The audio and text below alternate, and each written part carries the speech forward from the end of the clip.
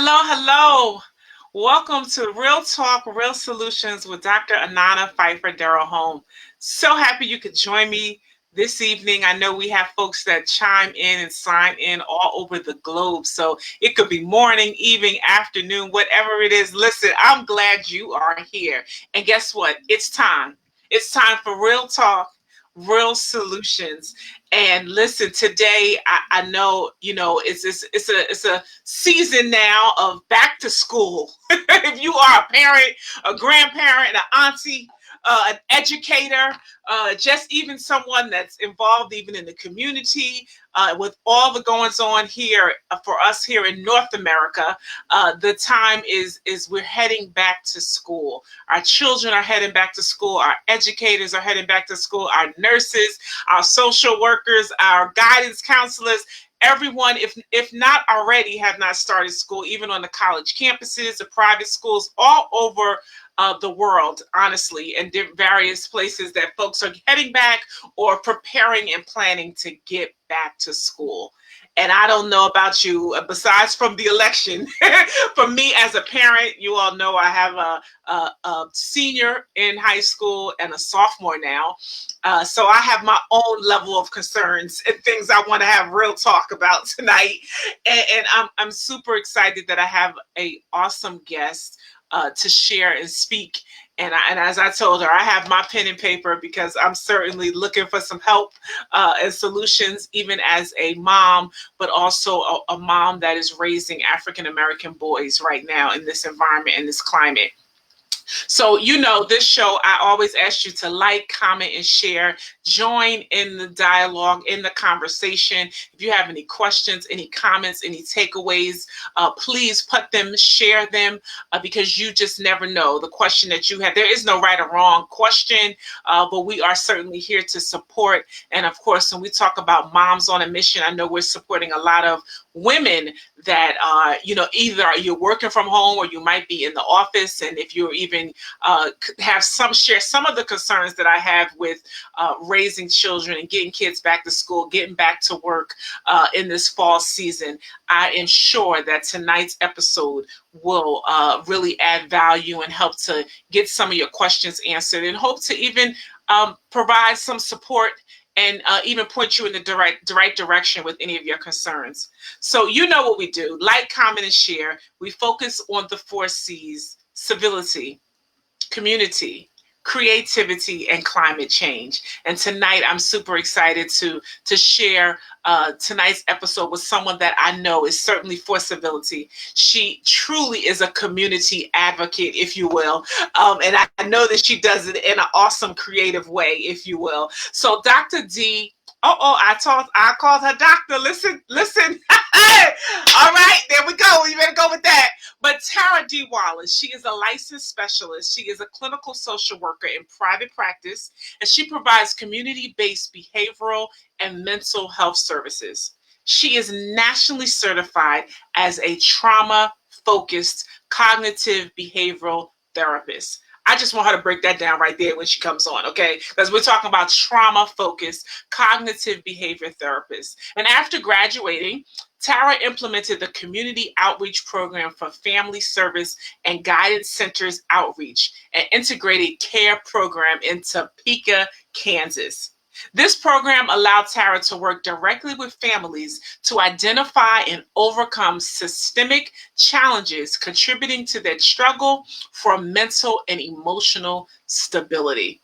This is good. This is good. And in collaboration with multiple community partners, led to Tara becoming the president of the Kansas African American Foster Care Adoption Coalition. And this volunteer organization works to engage community-based resources to support children and families involved with the child welfare system. And a major accomplishment for KAAFCAC under Tara's venture was a statewide conference to educate families, birth families, foster adoptive families, and child welfare workers about the issues contributing to the overrepresentation of African American children in the child welfare system. Now, here's the thing. Tara's fierce and passionate advocacy work has led to volunteer opportunities serving on the boards of multiple agencies and organizations whose mission involves improving the lives of children and families. So this is really good. And she recognizes that poverty and limited access to resources, it is a deterrent to safe and healthy functioning for many in our community. So Tara holds a bachelor's degree of science and liberal arts, psychology focus from Excelsior College, and a master's in social work from Washburn University. She is currently, there we go, here we go. This is why I called the doctor tonight. She is currently pursuing her doctorate in education and community care and counseling with an emphasis on traumatology. I know I want to learn more about this at Liberty University. And her passion for advocacy and education is expressed in writing, public speaking, and continuing education workshops related to culture, healthy relationships, racism, and trauma. Man, oh man, I am so glad to have you, Dr. Tara. Look, I'm just going to go ahead with Dr. Tara tonight, okay? We're just going to claim that thing. I welcome you tonight to Real Talk, Real Solutions. I thank you so much for being here. How are you? I am great. Thank you so much for this invitation. I am so happy to be here. We are happy to have you. As I was saying, listen, this is a time I know I have plenty of moms, definitely with us moms on a mission with Blessed Girls parents that are connected to us.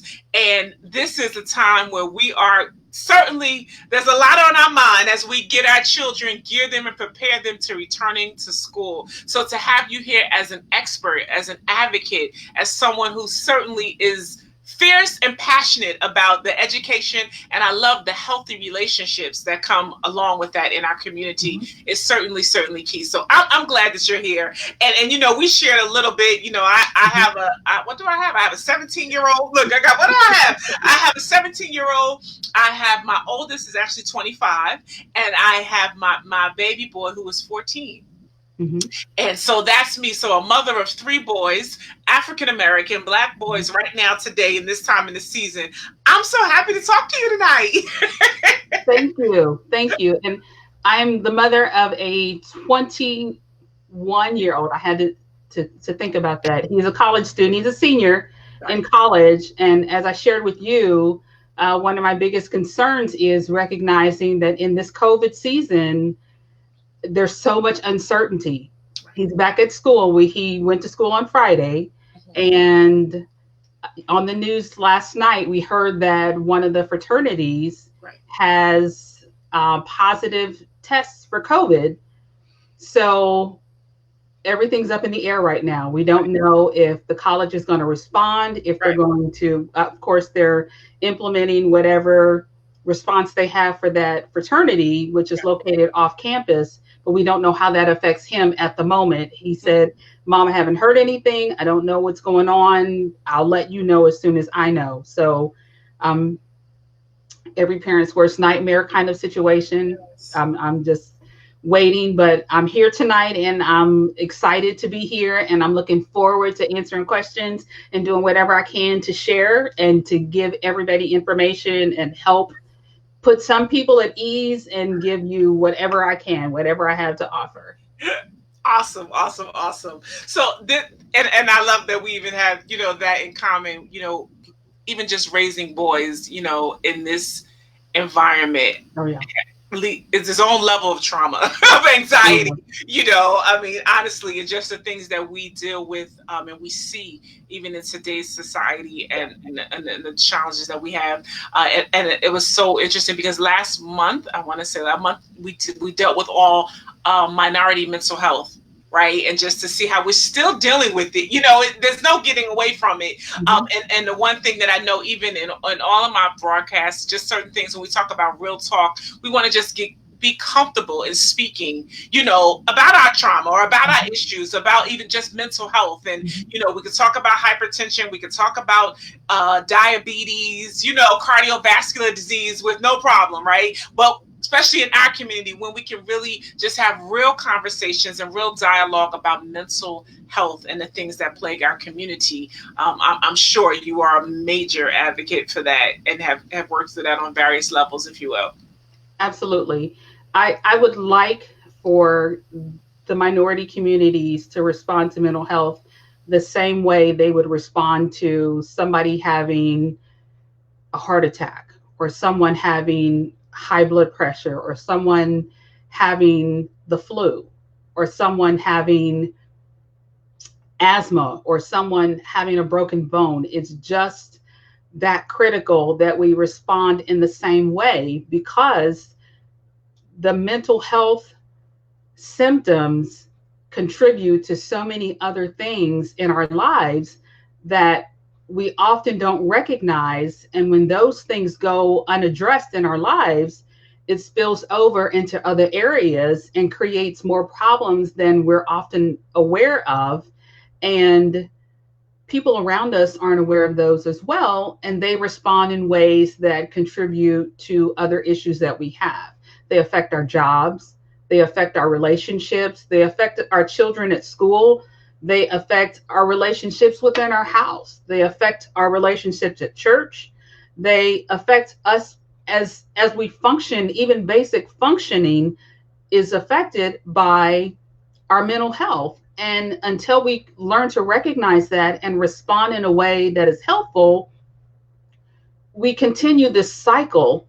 And someone has to be the person that breaks that cycle for us. And so I'm hoping that we are able to reach that level of comfort about mental health so that we become the person that says, I'm going to make that change and I'm going to do something different.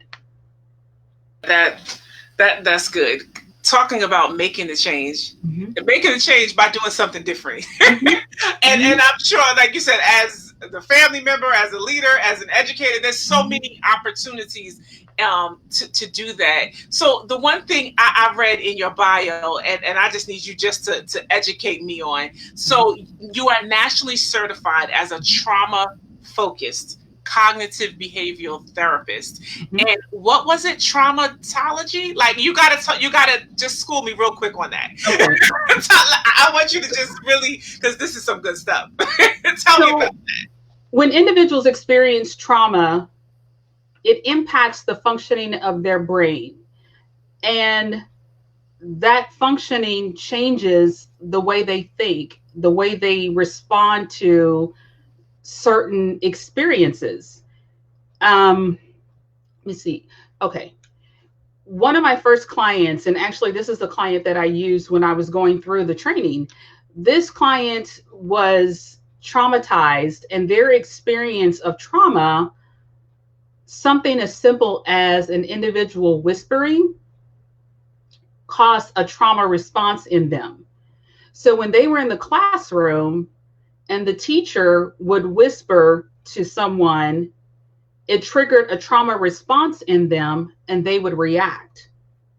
And their response and their reaction to the teacher whispering was aggression. And that aggression seemed out of the ordinary to the teacher whispering. And nobody could pinpoint what was going on with the child, simply because nobody could make the connection that, why is this child reacting? They thought it was related to something else in the classroom. Maybe it was the time of day. Maybe it was the lighting in the room or something like that.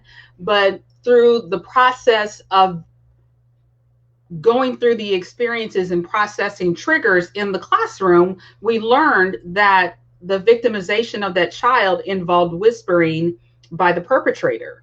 And once we recognized that, we were able to determine that whispering and helping that child recognize the whispering as a trigger, and then processing whispering and helping them understand that this is not a harmful action. That cognitive processing for that child had to be reframed for them. Wow. So something that simple, and it's not that simple, but that's just a really quick and easy way to help people understand it. Right. But for some people, something as simple as um, a smell, Mm-hmm. something as simple as a sound, something as simple as a word, something as simple as a place, Mm-hmm. um, a nightlight. Mm-hmm. It could be something so simple and so benign to the rest of us, but for the individual that's been traumatized, it represents a trigger because it's connected to their traumatic experience. Right. And we have to help that individual relearn that this experience or this object or this individual or this place is not harmful, Mm-hmm. and help them reshape and reframe and to rethink this object or this place or this thing Mm-hmm. so that they are able to function differently. So we teach them coping skills. We teach Mm-hmm. them how to um, self-regulate and all of these other skills so that they can reframe their experience. Wow. It doesn't take away their experiences because their trauma is their trauma, Mm-hmm. but they have to relearn that the world is a safe place. They have to learn that their body is something safe. They have to relearn everything surrounding their trauma as something different so that they can continue to function healthily. We have to help them recognize things that are unsafe and reframe things for them. Mm-hmm. And so I had to go through the certification process in order to do that. But as a student now, what I'm learning and what I'm going through my doctorate for is to recognize that as a community, and my primary focus for my doctorate is more in the minority community, is to recognize that historic trauma um, and systemic trauma um, is encoded in the DNA of many minority populations. And because of that, individuals respond to certain triggers again, and helping those individuals understand that and helping them to recognize those things can help them reshape and reframe their experiences and help them respond differently. It doesn't take away their experiences. It doesn't diminish their experiences. It just helps them understand better. It helps them to recognize and respond differently. Um, my primary focus, I think, for my dissertation, I've changed it many, many times, but I think I'm solidified on my dissertation topic at the moment. I'm literally one step away from that. Is focused on African American females and adultification, primarily in elementary school, because as a clinical social worker, I've worked with a lot of females in the child welfare system, and their experience has been something that has troubled me since I've started working with that population. And I feel like that has been the primary focus of my advocacy work over the last 4 or 5 years. And I feel like I'm in a place where I can impact that population in a positive way. So that's what I feel like I need to do the studying and be the voice and represent them best. Oh my goodness, this is so this is so powerful. Well, I know this is your work. This is your life, right? So for me just to even begin to, just skim the surface of it and to, experience for myself, all personal experiences, and to know, of course, with blessed girls and working with girls, regularly, and to see like what you're saying, Mhm. systemic trauma uh, is so real. So just last week we were dealing with colorism, and I learned just so many statistics on, just like you said, a black female, right, based upon the color of her skin or the shade of her skin, that she was like 3 times likely, a darker shade was 3 times likely to be suspended, or to be expelled. And so and that was just, those things were so shocking and eye-opening for me, and I'm sure for you to see this, to experience this. It's heavy. Yes, it's heartbreaking. It's heartbreaking to see individuals so young who don't have the maturity to understand all of the things that are happening to them, to have such heavy burdens placed on them, and then to deal with that, the weight of that, and to be labeled such heavy labels. The first time I faced that, it was a 5th grader who was given an assault charge because she was confronted by a teacher, and to protect herself, she had a trauma history, a significant trauma history, and the teacher stepped to her and she put her hands up and told the teacher, "Don't do that, please." And she took a step back, and the teacher stepped to her again, and she put her hands up, and her hands were on the teacher's shoulders, and she said, "I said, please don't do that." And because she touched the teacher's shoulders, she was charged with assault. And it took everything I had to maintain my composure, but I made a point to attend the meeting that the school had for her, and I gave the school all the statistics that I had, because I literally had just researched this very thing. And I was so brokenhearted for her, because the principal, it wasn't the principal, it was the assistant principal, who said, "I know, I understand, but the way the policy is written, we have to charge her with assault." And I asked him to help me understand and to reconcile for himself the fact that he was charging a 5th grader with assault because she was protecting herself as a trauma response from a teacher who was confronting her and had responded inappropriately, and he had nothing. He had no response. Yeah.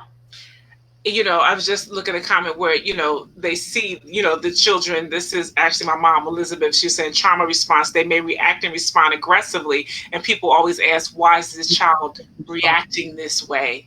And even just to ask the question, because most of the time they don't even care. Like, it doesn't even matter. Like you said, all we see is an offense. All we see is a criminal, and she has to be sentenced and, be put away, basically. And no one's really asking that. Like, why is that? And what's really behind that? Is just so powerful. And I don't know. I mean, is this unique to Kansas City, that you as an advocate, I know this is all around the world, but as far as having this advocacy and having someone to come in and look, from a different perspective and really represent and see the trauma, does this happen elsewhere? I don't know.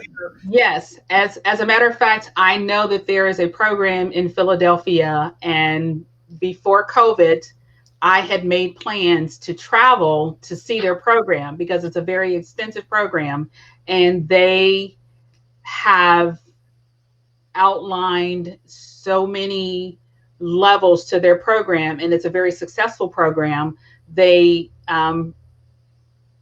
reached out to their community, and they identified everything that needed to happen for these young girls, and they identified all of the obstacles for these young girls, the girls that were, as you said, the girls that were being suspended on average 3 times more than even Black males, the girls that were being charged, the girls that were more likely to be sent home from school because their clothing was inappropriate.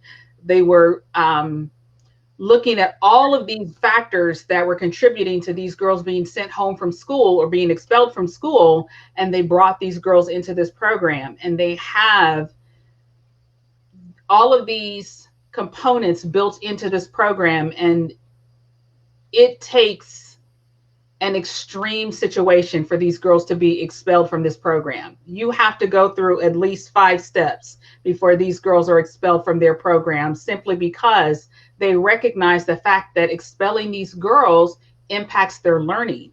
And when you impact their learning, you are sentencing them, just like the testing dictates the amount of prisons that are built for Black males. Expulsions dictates the amount of finances and the money that goes into your welfare systems and all of that for Black females. And so they recognized that, and they said, we are not going to expel them. We will put them in alternative programs that are within this program, but they will not be sent home. They will be given the opportunity to remain in this school so they can still learn. We're not sending them home because we're not giving up on them. And the program has been so successful.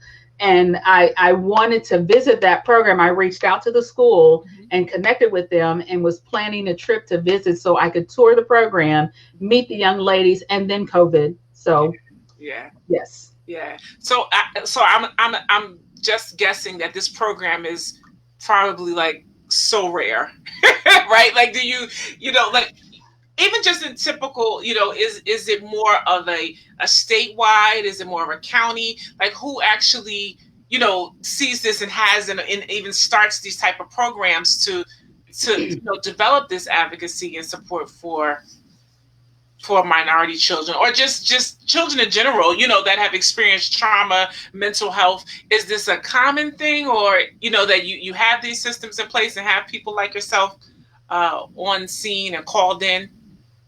My understanding is this is a nonprofit, and they function through grants and fundraising and things of that nature. And that's my goal in my city, is Yes. to create such a program, because I see the benefit of it. I know it would be hugely successful, simply because there are other people like me who have a heart for young women and young men. I don't see why it would not be successful for young men as well. Sure. Just the opportunity to create such a program, there's no way it would not be successful, because there are so many people. My mother was an educator, and my mother raised 8 children single-handedly, and she was not 5 boys and 3 girls, and all of us graduated. We were not going to not graduate. That was not an option, simply Right. because she had a village that insisted that we all graduate from high school. If Right. we did nothing else, we were going to graduate from high school. Mhm. And those villages still exist. So I would believe that any place in the United States of America, those villages still exist. So I would think that any place in our country, Yeah. those kind of programs could be Wow. successful.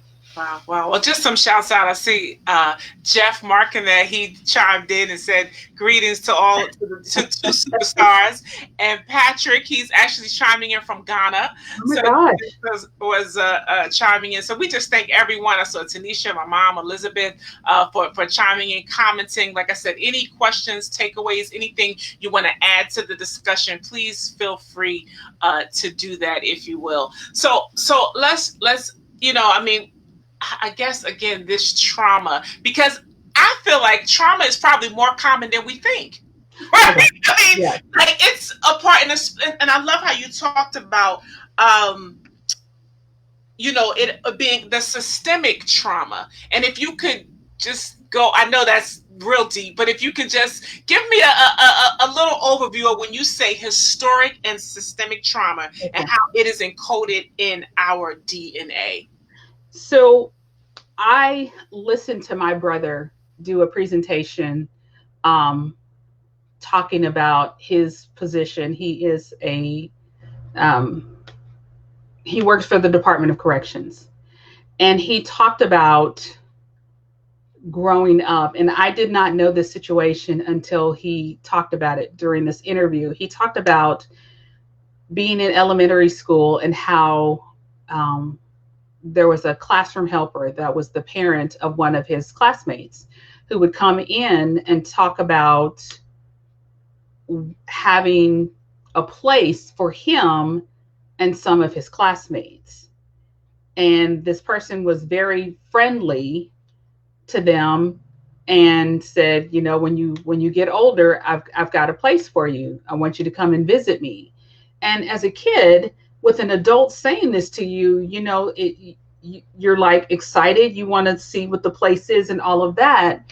The individual was a guard at a correctional facility. And basically, what he was saying was that when you get older, you're going to be a criminal, and I'm going to have a place for you. You're going to come and visit me in this correctional facility. So when you hear those kind of things, I know. You know, I had to get back in like, that's the exact same look. That's the exact same look I had, and I'm glad he couldn't see me when he was doing this interview.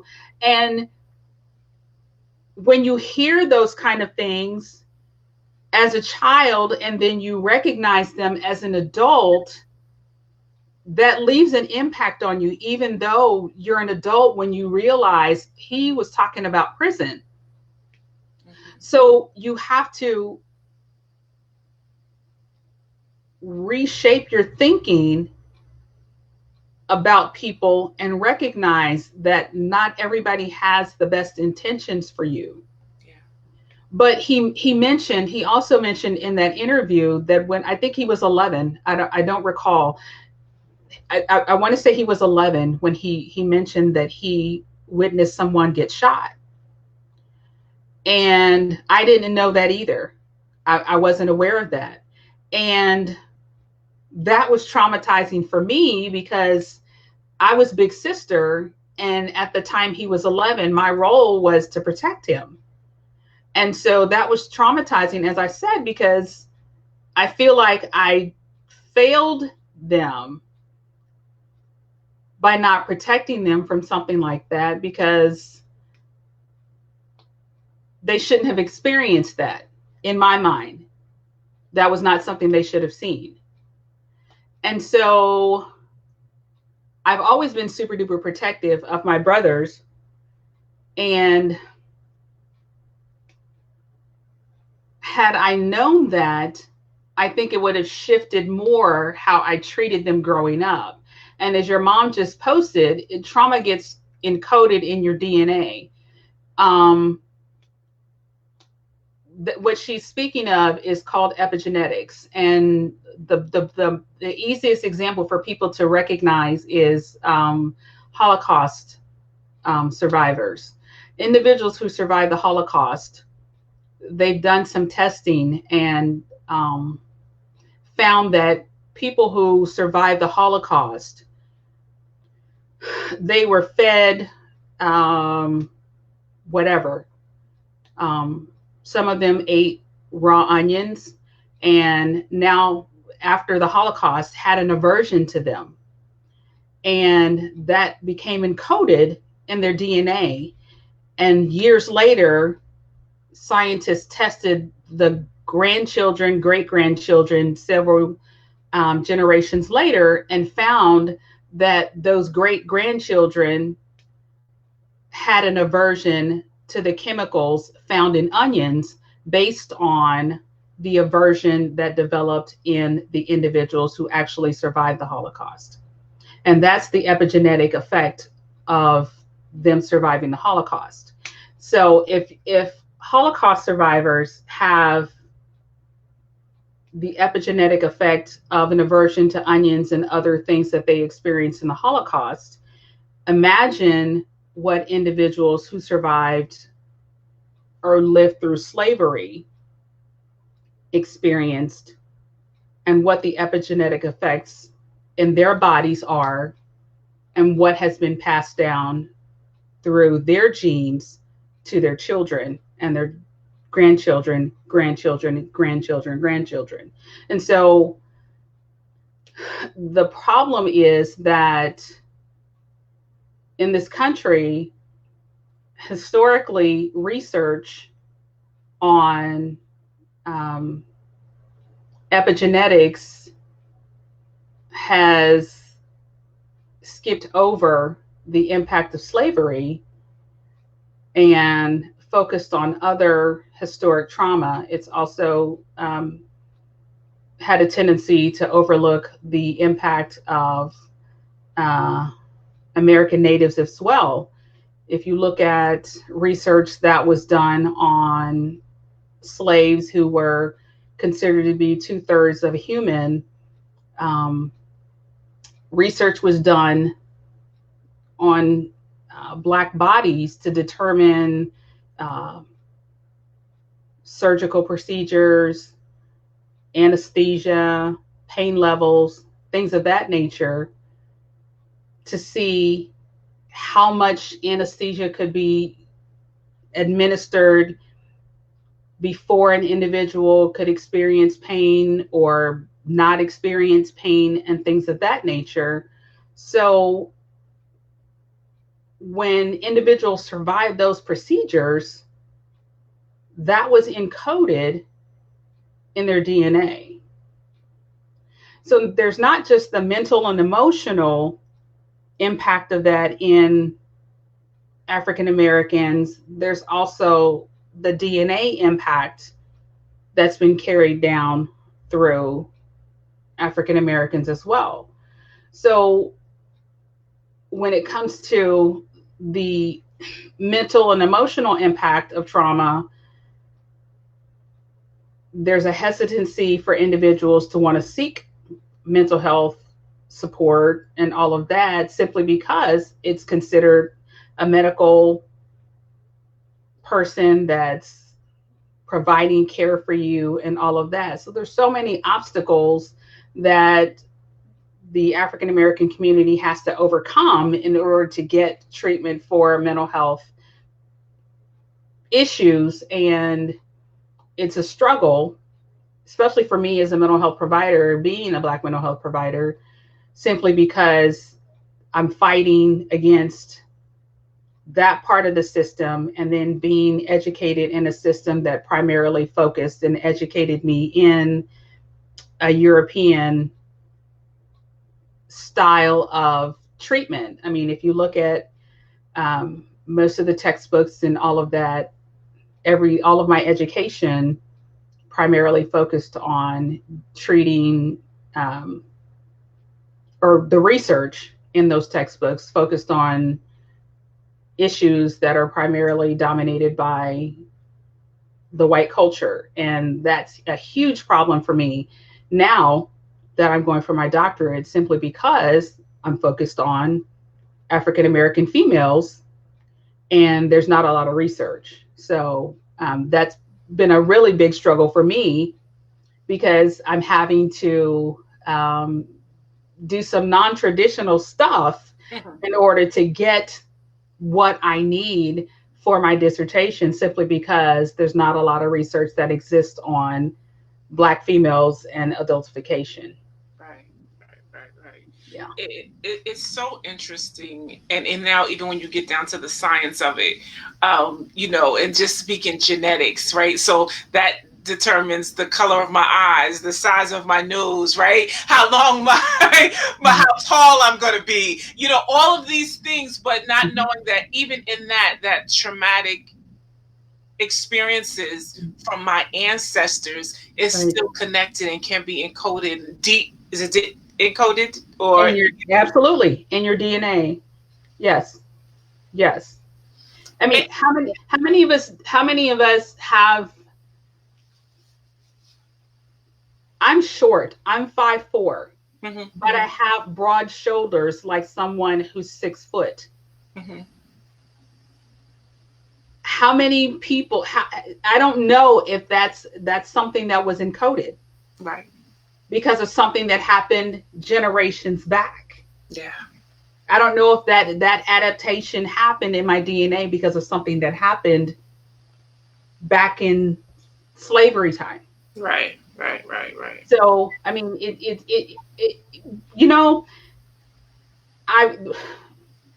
one of my least favorite movies is, what's the movie? what's the space movie? Oh my gosh. The oh my gosh, that's terrible. What's the space movie? I don't Um, know. Give what's me the, something else. Who's in it? I don't know. oh my gosh, they just had it. The the NASA movie, Oh, with the women? the women. That, yes. And now I'm like you, right? Okay, Yes. that movie bothers me so much simply because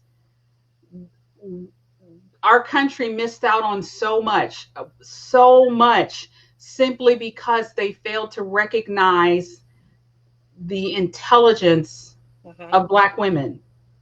And it wasn't important for us to recognize, as a country, to recognize their intelligence Right. Hidden figures. until the hidden figures. Yeah. It wasn't important for us to recognize their intelligence until it got us something.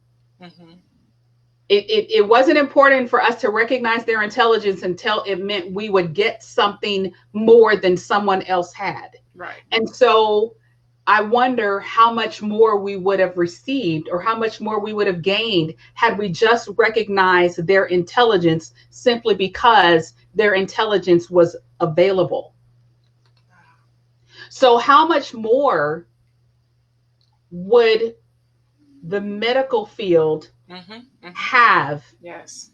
if we had just recognized that Black bodies had something for us to learn and something for us to understand and not something for us to experiment on, because this 2/3 of a body was something that I could torture and that's something that I could abuse. But how about something that I could learn from and something that I could progress? Because when you allowed African American doctors and surgeons to be creative and to do these magnificent things, look what happened. Right. Look what happened to the field of medicine. Right. Right. Look what happened to the field of science. Yes. Yes. And so we struggled as a country simply because we didn't stand anything to gain from it.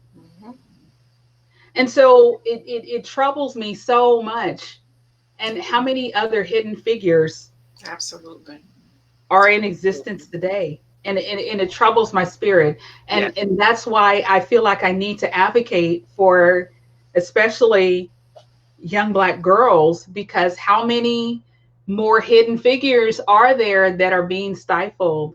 And how many creative artists and talented scientists and mathematicians are being shut down simply because their trauma is all that teachers and counselors and principals and school resource officers see, and suspend them and expel them and put them out of their schools, and don't recognize that underneath all of the trauma symptoms and the aggression and the anxiety and the depression is this amazing creature, this amazing human being that needs to be given the opportunity to be heard and to be understood. And once we get through all that, she's going to be somebody amazing. And that's why I give them voice. That's why I need to give them voice. Absolutely. I mean, that's what I get, that, Yes. that fuels us. You know what I mean? Yes. Like, because Yes. it could be so heavy, Yes. but Yes. that's knowing that, like, we got to do this, man. Yes. It's Yes. not even for us or about us, but we got to do that for all the hidden figures, all Yes. the girls that are in classrooms right now that are being pushed aside, that are being suspended, that they're being stifled. And Yes. I get it. Yes. And I so Yes. appreciate you for it, for the work, for your passion, Yes. for your heart. I Yes. truly, truly feel that. And it's a calling, Yes. that Yes. many don't answer, and it comes with a weight, right? So Yes. I get it. Yes. I totally get it. Yeah, I definitely do. That's good. I feel like that's why I didn't have a daughter, because I need to be able to focus on all of these girls who feel like they don't have this person in their life to champion for them. I've been a champion all my life, and so I think since I was 3, I remember the first time I used my voice and argued and shouted at a policeman for somebody, and so I And think even that, that's the funny thing, because that's one thing that we even deal with. A part of our curriculum, even with Blessed Girls, is these hidden treasures. Like these, there's things about you that people see as negative, but your desire to speak up and fight, right? Where yes, that'll be looked at as something negative, right? You're yes, this big mouth, you're a troublemaker, right? yes, But now you see that years later, yes, that this is really who you are. This is yes, really your purpose and your calling, and that's what the like I said, the purpose of I just it's just so profound. It's just amazing, that I see that. It's even encouraging for me, because that's what we do. It's like, nah, that's a use for that. Like yes, we're gonna use that. yes, That's something. yes, You come in with that. Everything that they pushing away and don't want, and you getting ridiculed for. Come on over here, because I'm gonna work with that. yes, Right? It's incredible. But you know what? The one thing I guess I wanted to just discuss too, because I know, look, you see how time goes, right? yes, It's like, and it's so much. So we got to do this. We're going to definitely have to have a part 2. But we're having this discussion as sisters, right, of women of color, right? mhm, But what is this discussion being had by others? Are there other that's the thing, where how do we develop this conversation and this dialogue amongst your peers, amongst folks that don't look like us, that don't have a clue about what you're talking about. How do we develop and go forward with that, to where we can have these conversations, have this learning, this experience with others that are not us, with our white counterparts, or Asians, just cross-cultural, if you will. How can we have this discussion and get them to see and to understand that? Because I'm still learning, so of course, but this is amongst sisters, right? So but how do we do that? And do you see that happening, or what do you think that we can do to help to create absolutely. I have a tribe for life. It's a group of friends that are my sisters. And they are every color under the sun. Most of them live here in Topeka with me, but many of them are scattered across the country. And we have these conversations all the time. We talk about our deepest fears, our dreams, our desires, and everything that drives us. And once we put it out there, we absolutely 1000% support one another. We push one another. We challenge one another to go way beyond our own personal expectations, simply because we want to leave an imprint. We don't want to just be in our own little bubble, in our own little circle, and say, we did this right here. We want it to be bigger than our arms can hold, simply because we have daughters. I don't have daughters, but I have nieces. I have adopted nieces. I have adopted daughters.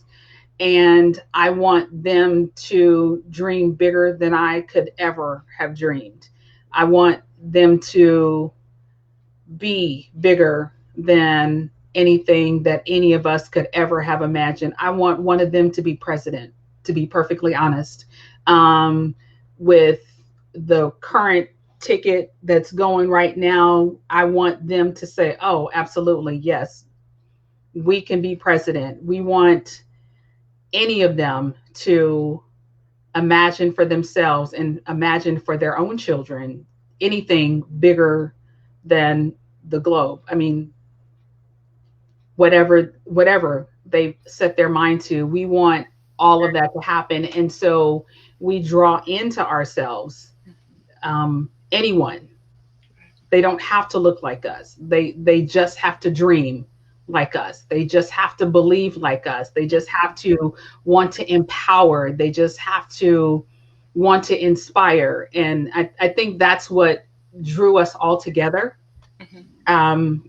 They were all my friends, and I called them my sisters. And when we all came together, they called themselves Tribe for Life. They named themselves Tribe for Life, Wow. and so that's what I started calling them. And so it's definitely possible. Mhm. They have their own tribes and their own sister circles, and so it's absolutely possible to dream and believe bigger, and to inspire these kind of conversations Yeah. with any groups of Yes. females. Absolutely. Yeah. Absolutely. Definitely. And it's so, and you know, in the today environment, I think it's so Yes. crucial that we be intentional about that, you know, Absolutely. because it's not going to, like, we have to foster these conversations, right? Okay. We have, because, you know, nobody's gonna say, oh, let's talk about it, you know. We have to really set this a part of the agenda, albeit in corporate, in the healthcare system, in our Yes. education system, right? There's no way we can't escape it. We have Yes. to really be intentional to have these discussions, to talk about, you know, these things in order for us to really talk about ending systemic racism, right? You know, we can't skip any part of it. You know, because you're not comfortable, or you're not aware, or you didn't know, or what do you say to that? I mean, I'm sure. I think if you take the opportunity to be real, then these kind of conversations are always possible. And it's time out for trying to create an agenda. Just be real. When you create an agenda, you take the authenticity out of it. It's okay for people to make a mistake as long as they're being authentic and they're being sincere. You can call them into that mistake and you can get beyond that mistake. But when you create an agenda, then they're going to backtrack, and there's no authenticity to it. Just be real about the conversation, and call them in. Call them in. When you call people out, there goes that guard right there, and you're done with that conversation. When you call people in, let's talk about that. Let help me understand so that you can understand me. And then you're having an authentic conversation, and there's an understanding. It doesn't change. You're not asking people to change anything. When you have understanding, you have communication, and that's all that's necessary. That's good.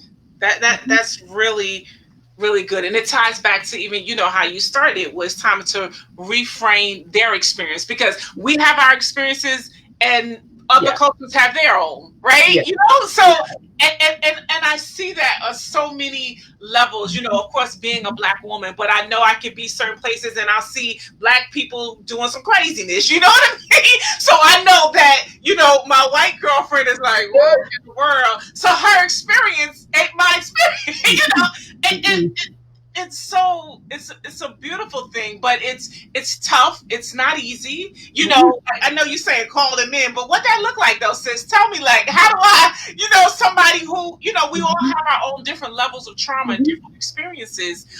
So, you know, I don't know, but yeah, good. It's good. It's good. Yeah, Absolutely. It's good. Absolutely. And I want us to do that. You know, again, all of our you know, people that are watching today, most of them are women typically, but we have, you know, men that watch. But, you know, again, always the thing when we're talking about real talk and real solutions is getting comfortable with the tough conversations, you know, being comfortable with, you know, talking about this, right? And then on both sides of it, on both experiences, you know, let's talk about it and gain that understanding of one another. And if we can do that, I mean, you know, the things that we are experiencing, and a lot of the challenges and misunderstandings and the things that are going on, like, that really is the foundation, you know. So, and that's exactly how you call somebody in. Yeah. That's exactly how you do it. Just like that. That's good. Really, really good. Call them in, and just be real. Just come on in here. Let's talk about this. I truly love this discussion, and I know we have to do more and have more. Yes. I'm Yes. sure, as definitely as Yes. you progress with your work and research and things like that. More, we got to definitely talk more about the females and the over, is it the adulting and sexualization, Adultification. Yes. adultification. Somebody put that in the comments. The adultification of Black females. Yes. I would love to hear more about that, and Yes. however I can help and things we can Yes. do for even for our parents, and grandparents and people that are raising, because we talk about the pop culture right now. There's nothing but like these kids have nowhere to look to even see, just normal young girls, just being beautiful as who they are, and not the adultifications, yeah, that's a whole nother, right? So I know that that's a major, major thing. And I would love to really even hone in on that and have specific conversation on that. Yes, ma'am. Please Yes, come ma'am. back. Yes, ma'am. So listen, I said Dr. Tara, and I'm gonna stay with that. That's how I started tonight. So Dr. T, any closing words, advice, inspiration? I mean, I was just talking to my husband. I saw the Biden and the whole 2020 topic. There's actually T-shirts out there about Kamala Harris. I mean, there's just so many things that, as we even talk about this and this systemic, and that still causes trauma, for us, even on a regular daily basis. But any closing words, encouragement, inspiration that you want to share with the audience before we let you go tonight? I'll turn it over to you. I would love to tell people to stay off social media. I would love to stay off social media myself, but I can't because it's part of my job. Protect your space, protect your mind, your spirit. Do something to practice self-care, simply because if you don't do it for yourself, nobody else will do it for you. If you need to walk away, do that. Spend 10 minutes, 15 minutes walking away from social media, your phone, whatever. Spend time with your family, do whatever gives you peace, because social media, the news, all of those things are going to drain you. Do whatever you need to take care of yourself. Wear your mask, wash your hands, practice physical distancing, enjoy time with your family. Remember to fill out your census, and remember to vote, and take care of yourselves and your family. This is Dr. T signing off.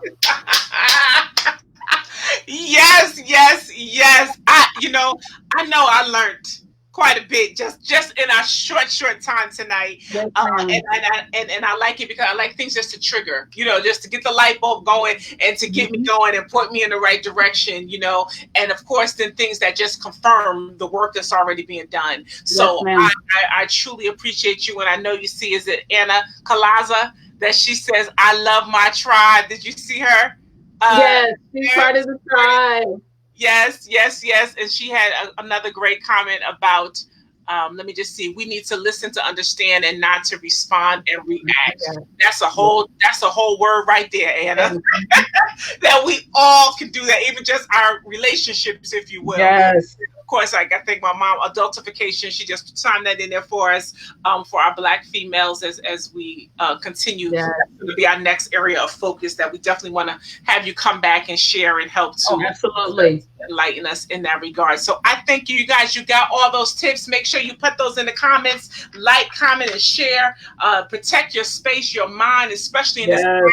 Step away from social media and truly, as you said, even dealing with COVID and all of that, just to stay safe, enjoy your family, because we just really know it. We always say, listen, today it's called the present because it is a gift, right? Let's not take it for granted. Tomorrow is not promised. So let's, continue to live your best life, because tomorrow is not promised. And you guys know, thank you for watching.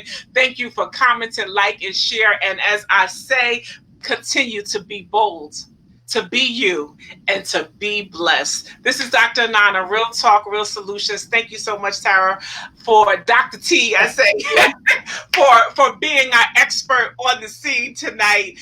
So again, thank you guys. Please have an amazing rest of the week, and we'll see you next week. Real Talk, Real Solutions. Have a good night. Thank you.